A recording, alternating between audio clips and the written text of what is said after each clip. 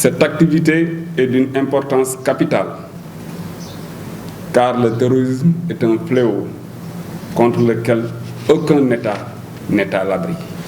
Dans un monde de plus en plus globalisé et interconnecté, où les terroristes évoluent en réseau, la lutte devient encore beaucoup plus difficile. Ceci est d'autant plus inquiétant que ce phénomène gagne du terrain dans notre région ouest africaine. D'abord le Nigeria, puis le Sahel qui se trouve tout juste à nos portes. Aucun pays n'est épargné. Or, nous le savons tous, le terrorisme, comme toute activité humaine, a besoin de ressources pour s'alimenter et continuer d'exister. Recruter, entretenir, nourrir, équiper et perpétrer des attentats. Il est d'ailleurs de notoriété publique que le terrorisme se nourrit des ressources tirées de diverses autres formes de criminalité.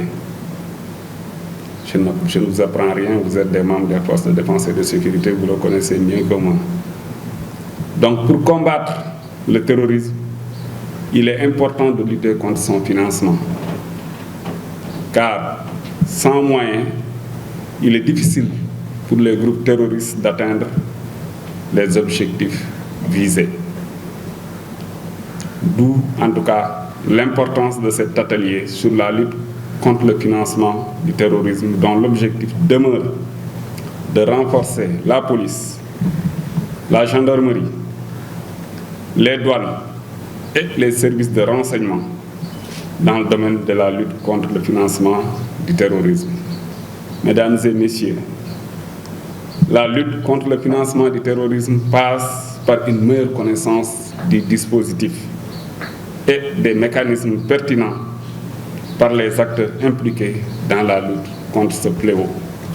Cette activité, dont le lancement nous réunit ici aujourd'hui, est d'autant plus intéressante qu'elle est portée par des experts du GEABA, mais aussi et surtout des formateurs sénégalais qui ont été également formés par les GEABA et dont la présente activité constitue une duplication de la formation qu'ils ont reçue au profit principalement de leurs collègues ici présents. Je vous exhorte donc, chères participantes, chers participants, à participer activement au module, au partage d'expériences, aux échanges et aux exercices, en suivant avec intérêt cette formation, afin d'en tirer les enseignements utiles pour votre métier, d'en faire un usage opportun à chaque fois que de besoin, mais aussi d'en faire la restitution pour vos collègues qui n'ont pas pu prendre part à cette activité.